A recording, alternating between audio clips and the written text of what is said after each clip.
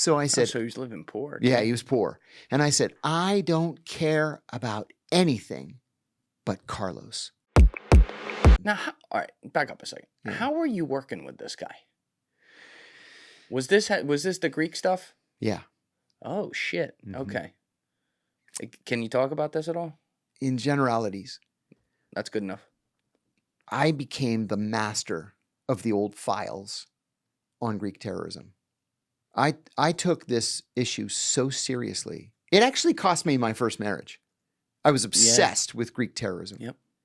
And then they tried to kill me in Athens. You told that story. So I would go through these files. These files, some of them were 25 years old, just looking for a lead that maybe had been overlooked 10, 20, 25 years ago.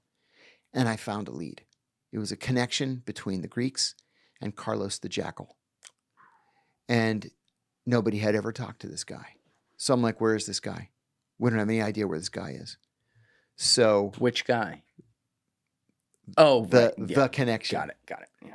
So I wrote a cable to headquarters and I said, I've identified this guy that I think is the middleman between the Greeks and Carlos the Jackal. Do we have any idea where he is? I think he's probably in Lebanon, I said. I get a cable back and they said, no, he's living in London.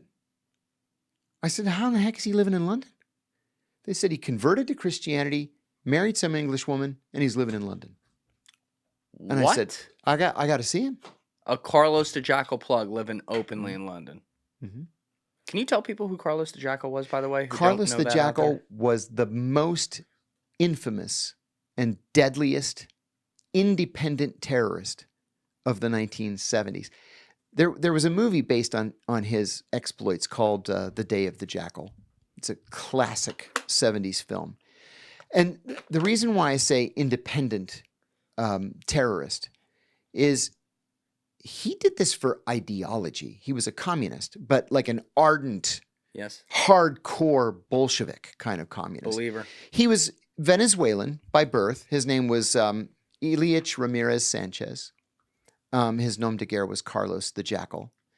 And he was just impossible to find. But he did some of the most outrageous terrorist attacks. He and his men just simultaneously opened fire on the airports in Rome and Vienna, killed, I forget what, 2 dozen people, whatever it was. The most outrageous operation that he carried out was there was an OPEC oil ministers meeting in Vienna, Austria. Okay? So all the ministers of oil. He loves those guys. Yeah, loves those guys. Yeah. All the ministers of oil from all of the OPEC countries. And he kidnapped all of them at the same time. He was a gangster. I'm not going to lie. I mean, this dude was, oh my God. He was different. And the OPEC countries are like, okay, how many hundreds of millions do you want to give us our people back? Yeah. And they paid. We've talked about his capture. It's actually quite exciting. That was Billy Wall. Billy Wall. Yeah. In Khartoum. But anyway, I wrote a cable to headquarters, and they wrote a cable to the Brits, and they said, hey, we've got a guy in Athens. You know, this is what he's working on. This is what he wants. Can he come and talk to this guy? And they said, sure. But, you know, as per protocol, we're going to have a guy from MI5 and a guy from MI6 go with him. And I said, cool. So they set up this meeting. Of all friggin' places, it was at the Hard Rock Cafe in London with, you know, through the whole meeting. I couldn't even hear myself. But he did that on purpose because he genuinely believed I was going to shoot him in the meeting. Mm. He was scared to death, shaking, mouth all dry. And I kept saying, I don't mean you any harm. I understand that you've straightened out your life. He said, I found God. I became a Greek Orthodox Christian. I married this beautiful woman. He was living in some housing project outside. It was bad. So I said, so he was living poor. Yeah, he was poor. And I said, I don't care about anything but Carlos. I want to know about Carlos and the weapons that went to the Greeks. Well, he ended up being less valuable than I had hoped. We met, I don't know, 4 or 5 times. But Chris Steele sat in on every single meeting, and we kind of struck up a professional friendship. I had a great deal of respect for the guy. And then fast forward, 15 years? Yeah.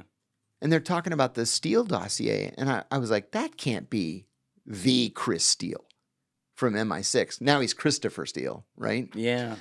And it was. I recognized him on TV. I was like, you've got to be kidding me. How could somebody so highly respected, so professional, get stuck in this political quicksand up to his neck? And the conclusion that I finally came to was he did exactly what he used to do at MI6. Yeah. Just thinking, well, there's this whole team. There has to be this whole team in Washington to analyze the information, just like I had this whole team in London to analyze the information. They paid me to collect it. They didn't pay me to analyze it. So here it is. Hillary Clinton knew it was bullshit. She had to. But he has his head in the sand with that, thinking that, Uh-huh. they're going to run with anything just to be like, oh, look, he's a Russian asset. I'll tell you what, as an intelligence collector, if I had one source say something that was utterly outrageous that no other source corroborated, I would never have included it in the report. Mm.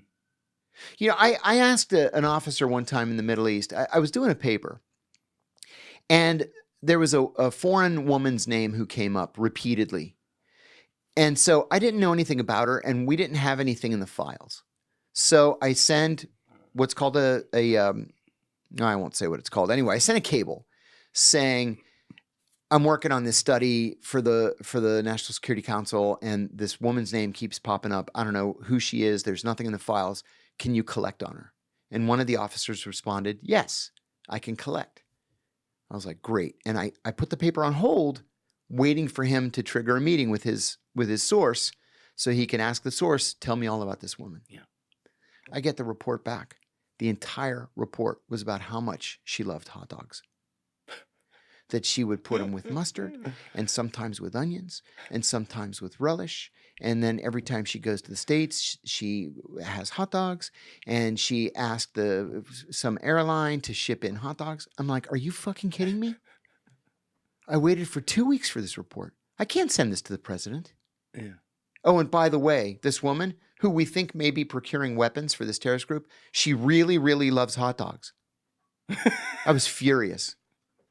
But sometimes the collectors just aren't thinking about the end result. Yeah. They're like, oh, you want to know about the woman? Here, she loves these hot dogs. Chris Steele. Oh, you want to know about Obama and Trump? Yeah, Trump hired hookers to piss on Obama's bed. Isn't that hilarious? It's like, no. Do you have any idea what you just did to our election? Yeah. Have you tried to reach out to him?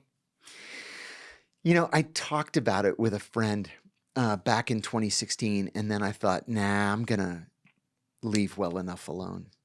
And I've been back to London, I don't know, 6, 8 times since then, but I haven't. You don't stay with him? No, it's too much trouble.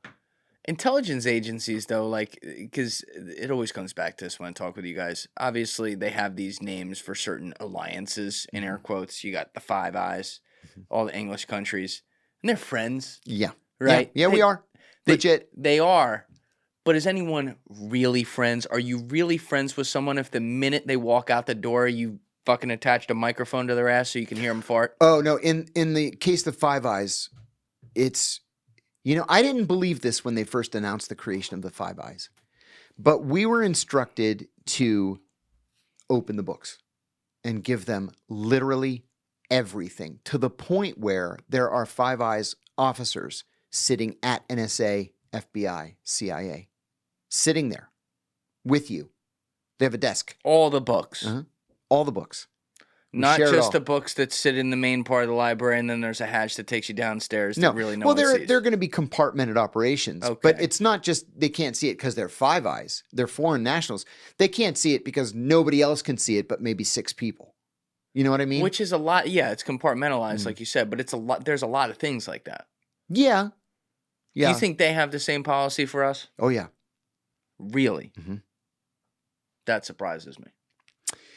It surprised me when it was first announced. We had very poor relations with New Zealand, for example, for many years. Ronald Reagan withdrew the CIA station chief from New Zealand and closed the station there in 1982 in a fit of pique. For what? Why? Because they would not allow a nuclear-powered submarine into port.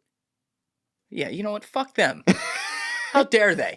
Yeah, We're going to park our nuke where we want it. That's what Reagan said. We He's won't like, shoot "Oh, yeah?" the Lord of the Rings there. And then in 1991, it's like 6 weeks before we attacked Iraq to push them out of Kuwait, I was instructed to brief the Prime Minister of New Zealand.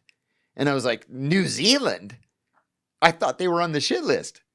And they're like, yeah, well, it's wartime. We're gonna try to rehabilitate them. Fuck it. I even got invited to the ambassador's house for dinner afterwards. It was so much fun. Of course you did. You didn't plant a bug there? No. You sure? Positive. You can tell me. And the food was great. In New Zealand? It was delicious. Really? At the ambassador's residence. The New Zealand. What are they cooking, in like Washington. elk? No, it was a lot of fruits. I remember that. I like fruit. Yeah. That's cool. It was nice. So they're really friends. I'm surprised to hear that. Yeah. Five Eyes is the real deal. Thank you for watching the video, guys. If you haven't already subscribed, please smash that subscribe button and check out this clip's full podcast episode by clicking here or in the description below.